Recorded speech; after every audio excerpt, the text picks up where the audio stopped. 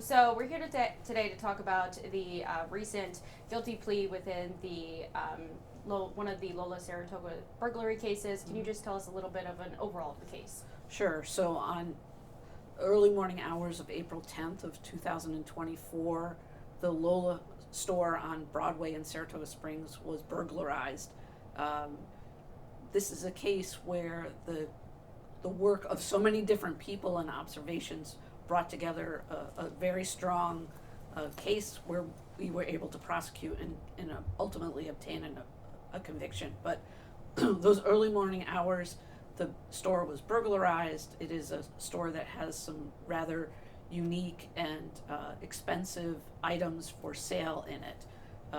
There were two people who entered the store, collected things that they appeared to know what they wanted to, and left the store. It just so happened that that morning there was a man who was walking his dog on Broadway who observed them, who got valuable information as to details about what they looked like, the vehicle that they left in, the direction that they headed. All of those things came together. He reached out to the Saratoga Springs police. They immediately responded, and along with their coordinated efforts with other law enforcement agencies, were able to identify where the vehicle had traveled to. A chase ensued. That chase ultimately resulted in the defendants going into a residential neighborhood off of the Northway. There was quite a large search for them. And ultimately what happened was there was a member of the Saratoga Springs Police Department who was located within that neighborhood who observed an Uber vehicle that didn't seem to be in the right place at the right time.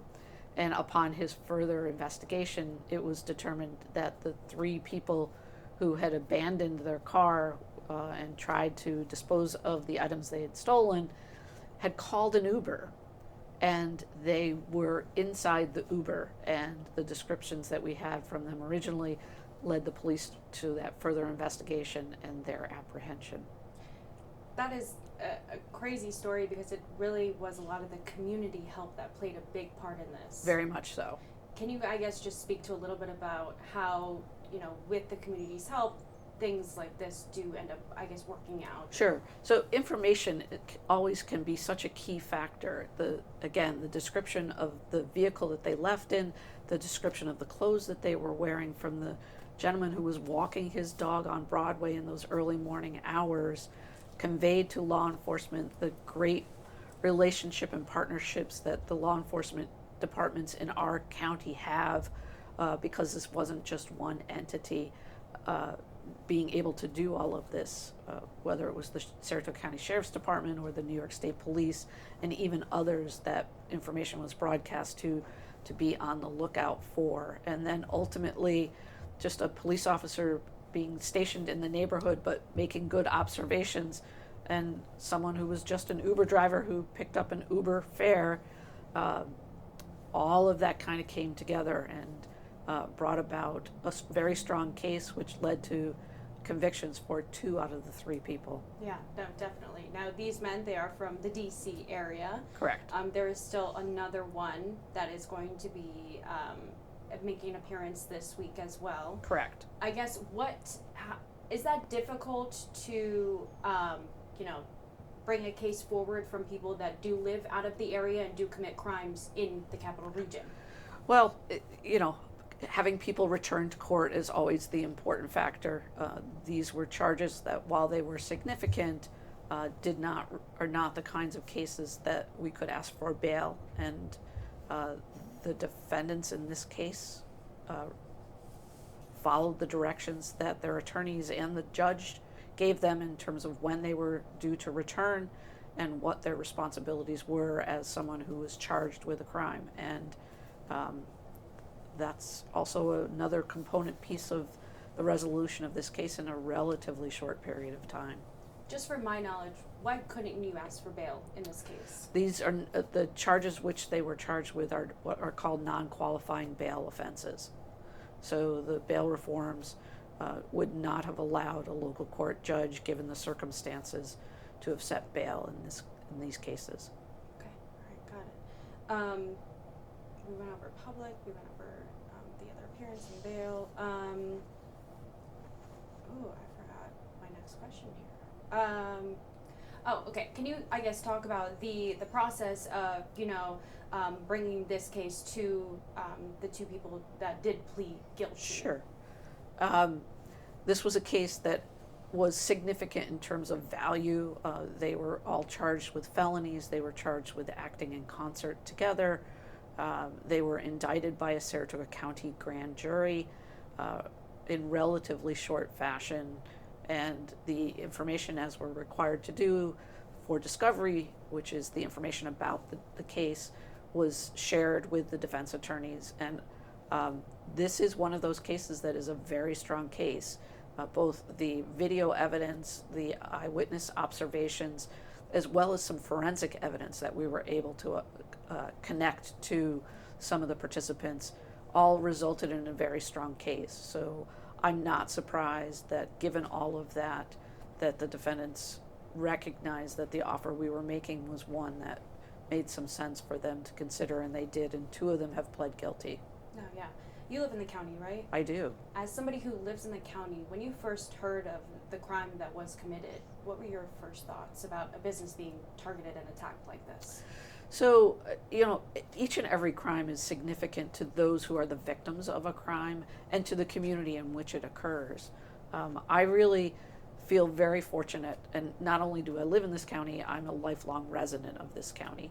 And part of the great relationships that law enforcement have within the community itself with each other really brings about this level of solving cases that is rather significant, and it brings a sense of I think safety to the people. I mean, we're not immune from having crimes occur, and this is an example of that, but it's the good effort from the very beginning to the very end. I'm really proud of the men and women in my office who work each and every day to seek justice in this community for the victims of crime, for our community as a whole, and for the defendants who are charged. That's our job, and we do it, I think, pretty well. Yeah, definitely.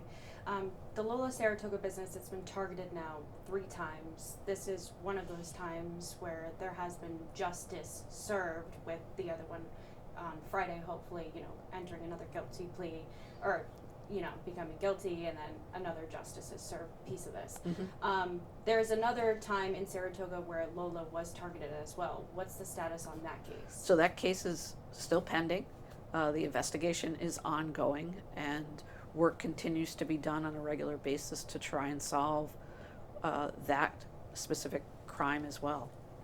And I guess to wrap it up here, what is your message for people that do want to come into our community and commit these types of crimes?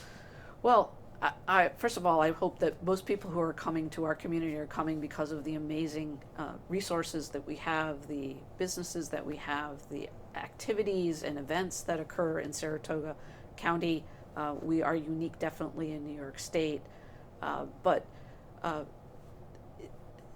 I would say that we also are very blessed in this community with people who, when they see something, they say something, and working in collaboration with law enforcement and recognizing that's part of the reason that Saratoga County continues to be one of those gems in upstate New York, is people care about their community and what's happening to their neighbors or the businesses. And in any case, whether it's in this county or any other county, I would be encouraging people, if you see something that doesn't look right, say something. Reach out to law enforcement, make sure they're aware of what might help them in a case, or might just help address an issue that's ongoing. Not every time law enforcement is called does there have to be an arrest. Sometimes they can resolve situations, and we can all move forward. Definitely. And just as the district attorney in the county as well, on the other side of it, what's your message to the businesses that, see a case like this and are fearful, but then see the resolution of the case and are hopeful? So, we are here to do our jobs to seek justice each and every day. And I don't know if it's feeling the need to make a message, but more so to have people in this community, not just the businesses, realize that there are 25 attorneys in my office who work each and every day to handle all different kinds of matters, from low-level non-criminal matters that are charged by law enforcement to the most serious kinds of cases that can happen in the state, whether there's a loss of life or very serious injuries occur to people. We stand each and every day to do what is the right thing for each individual case in a manner that seeks justice for the victims of crime, for our community, and for the defendant. Well said. I think those are all my questions. Did Okay. you have anything else? No? That was a really quick call. I can't believe I had to step out for the entire. I'm sorry. It's okay. It's okay.